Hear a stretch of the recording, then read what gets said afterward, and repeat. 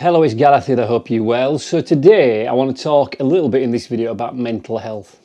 I've been thinking for some time about doing more videos around the way I work on my mental health. I always feel it's not appropriate for me to talk about and say you should do this in anything I do.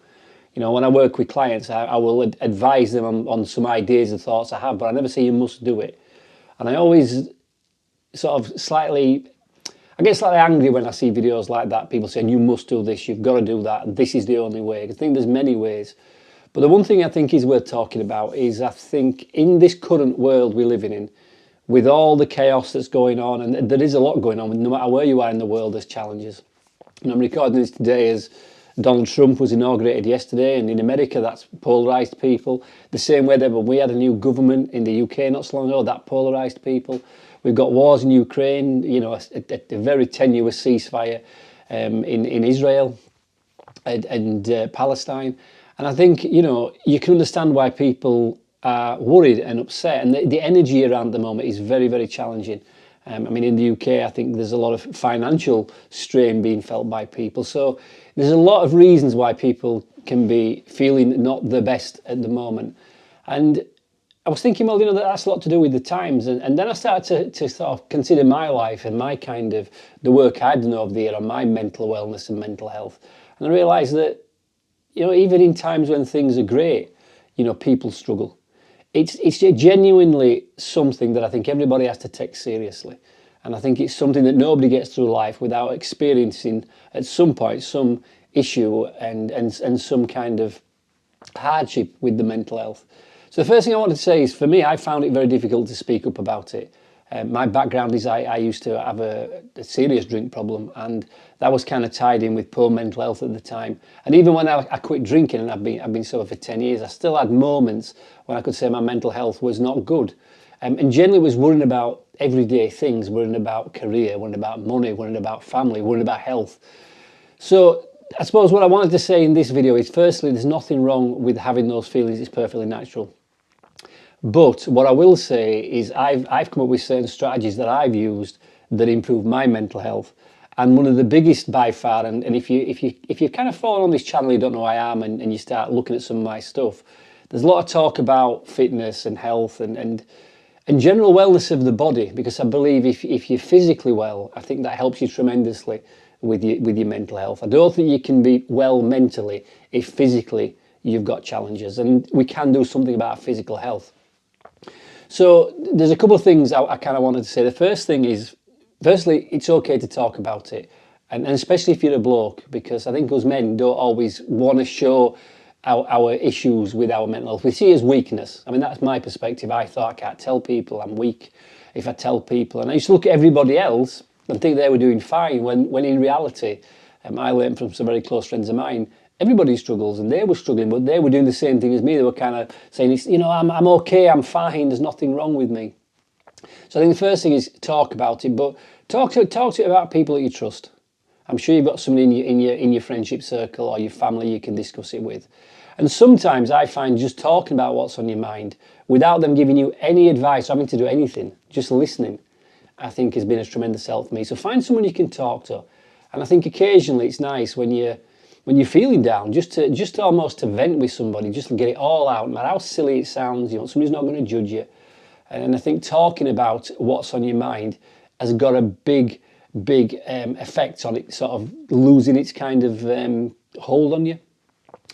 So I think you've got to stay physically well. I think you've got to talk it out. The other thing I think you've got to do is start to focus on the things in your life that are going well.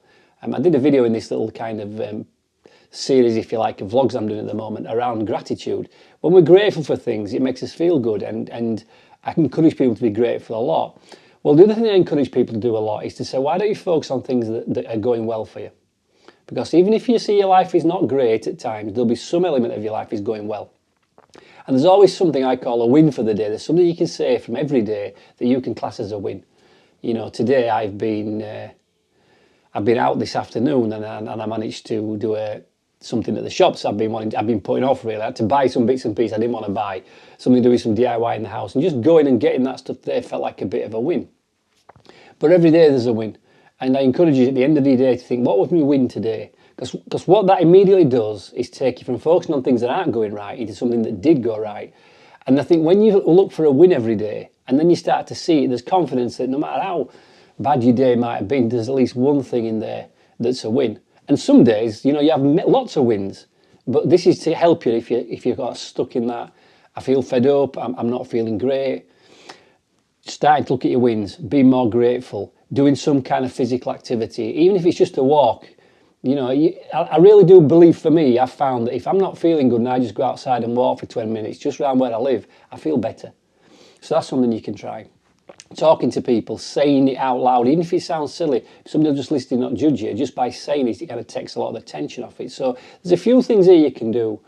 But more importantly, if you've got a plan for your future, if you've got something you're working towards, if you can see something in the future that you are looking forward to, so if you've got hope for a better future, that's one of the biggest ways to start to get rid of some of this poor mental health, in my experience anyway.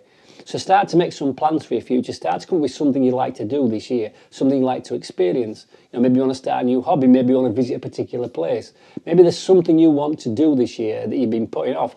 Plan it, work towards it. And you can see in your future that gives you hope.